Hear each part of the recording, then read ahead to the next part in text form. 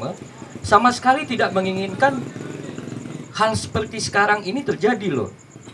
Justru dia pada masa itu, pada ketika dia mengeluarkan ekonomi Wealth Nations, dia justru menghantam yang seperti ini, pola kapitalisme yang kronis seperti hari ini, yang koncoisme gitu loh, kalau bahasa lokalnya, kearifan lokalnya ini koncoisme. Tidak usahkan di pola negara ya, pola kita hari ini juga, misalnya Bang John pernah dapat bantuan APBD belum ini?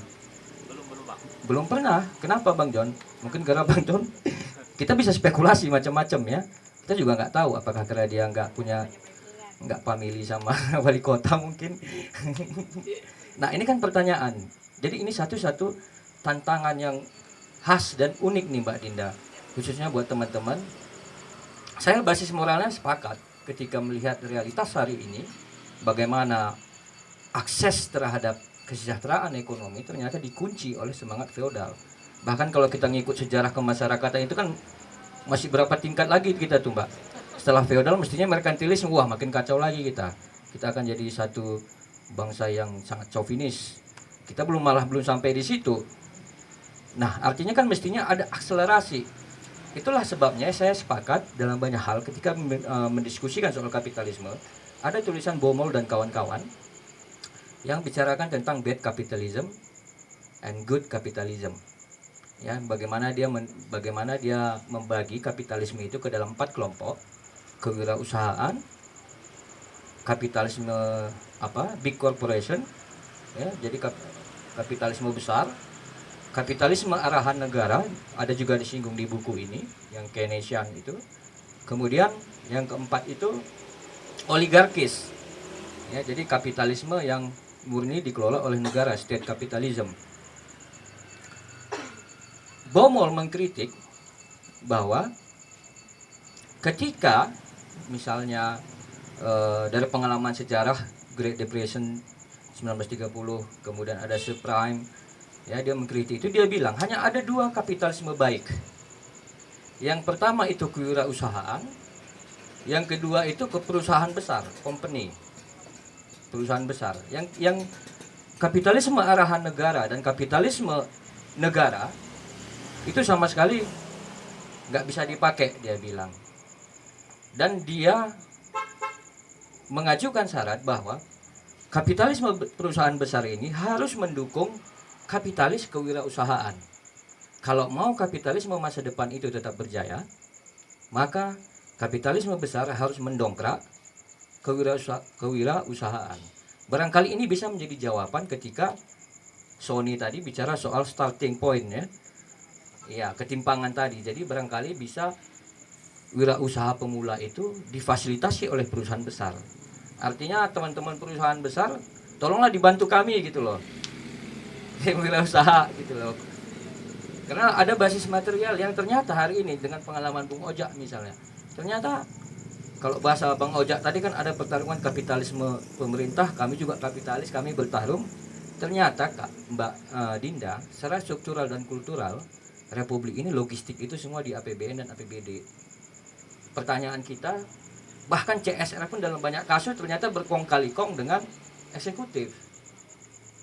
Nah, pertanyaannya kan sebetulnya gerakan teman-teman suara kebebasan itu sebetulnya sangat konkret dan strategis. Bagaimana teman-teman, ya kita pasti apa istilahnya itu, pasti dukung gitu loh. Saya nggak tahu lah kenapa Mbak Lusti buat kita duduk di kanan, apa dia pikir kita kanan semua. Tapi persoalannya ini bukan kanan dan kiri. Lagi-lagi mau kanan mau kiri, keduanya itu tangan. Dua-duanya sama-sama tangan. Jadi saya kira itu sudah tidak kritis juga kita soal pertentangan tangan kanan dan tangan kiri. Karena yang manapun itu tangan, bukan kepala. Jadi problemnya di situ. Kita pasti support ketika teman-teman suara kebebasan hantam itu karena itu sama sekali tidak sesuai dengan spirit kapitalisme awal soal akses, soal kesempatan untuk mengakses.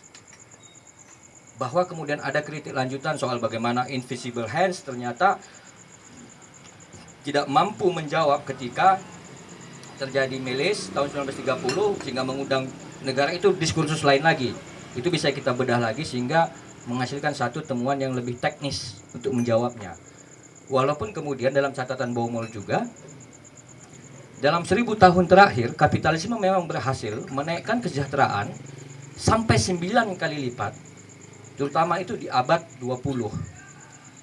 Ya, Baumol juga mencatat kapitalisme berhasil mensejahterakan masyarakat di dunia dengan menaikkan kesejahteraan 9 kali lipat, terutama di abad 20, tahun 1900-an, jeda sebentar tahun 30, Perang Dunia Kedua sampai 60, dan Cina India ternyata membuktikan bahwa mereka berhasil menjadi kekuatan dunia.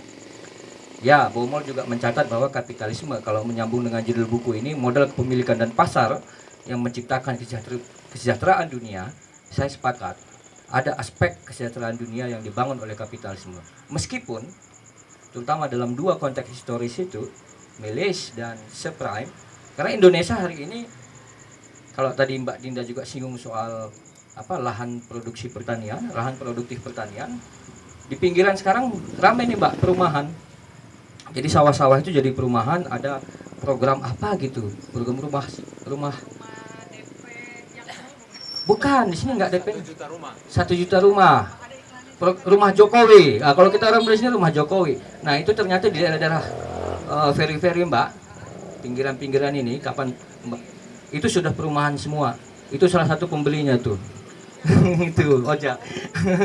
Jadi soal tanah produksi. Nah, ini juga kritik terhadap kapitalisme, ketika kapitalisme ya yang memprioritaskan pertumbuhan ekonomi plus populasi penduduk yang bertambah, ya, bagi sumber daya alam yang terbatas sama dengan apa? Ini jadi satu pertanyaan penting buat teman-teman, sehingga secara basis filosofis, basis historis, buku ini sudah benar. Tapi untuk buku lanjutan, saya kira hal-hal ini perlu lebih konkret dibicarakan. Bagaimana pertumbuhan ekonomi yang dikejar sedemikian rupa plus populasi penduduk. Bayangkan sekarang kita punya isu demografi, bonus demografi, yang ternyata tidak pengangguran yang tidak dikelola. 1930 kan kejadiannya juga begitu Mbak. Terjadi ledakan pengangguran, ekonomi lesu, produksi itu surplus. Banyak barang-barang produk, tapi tidak ada yang beli, uang mati. Sama seperti subprime, perumahan, kredit perumahan. Nah, sekarang kita punya bonus demografi, kelebihan anak muda, tapi tidak dikelola dengan baik, kewirausahaan tidak hidup. Akhirnya apa? Jadi kriminal jalanan. Ya di Medan juga, Medan ini terasa sekali pasca reformasi, makin banyak anak mudanya. Dulu kita kayaknya sunyi-sunyi aja di Medan, ternyata sekarang di mana-mana itu anak muda ramai. Ada bonus demografi. Maka pertanyaannya adalah pertumbuhan ekonomi plus populasi penduduk yang kian bertambah dan berlipat dibagi sumber daya alam. Jadinya apa? Sementara sumber daya alam kita tahu bahwa ada keterbatasan. Nah, Baumol juga menyinggung bahwa disitulah pentingnya teknologi.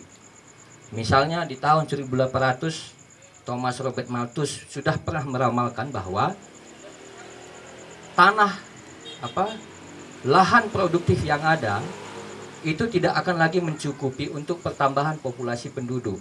Artinya di masa depan manusia akan menderita kelaparan. Ternyata bisa dijawab oleh teknologi pertanian. Hari ini dengan satu petak sawah yang dulu hanya cukup untuk 4 orang satu keluarga, ternyata hari ini lewat berapa kali produksi dalam 1 tahun bisa mencukupi 3 keluarga, 12 orang. Teknologi. Kembali lagi pertanyaannya, ketika tataran ide sudah benar, idenya sudah benar.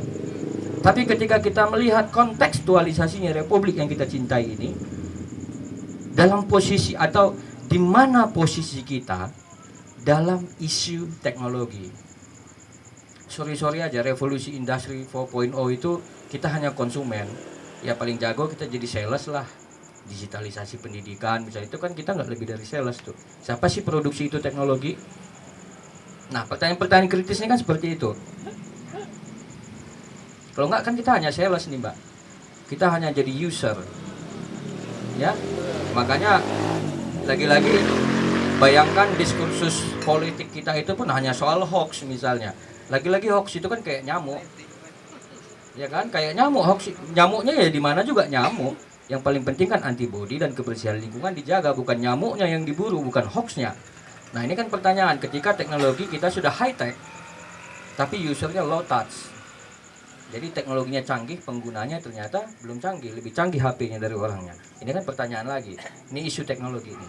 Jadi saya kira pertanyaan kritisnya itu, Mbak Dinda, ya starting point, ketinggalan starting point itu tadi saya kira ada, saya kutip dari Bomau, yang dia bilang harus ada koordinasi antara, ada kolaborasi antara big company dengan entrepreneurship. Saya kira, dan tentu saja kita support teman-teman Suara Kebebasan, hantam itu, tolong dibuka pintunya. Kita kan juga pengen main ke istana gitu kan, main-main aja nengok-nengok gitu loh.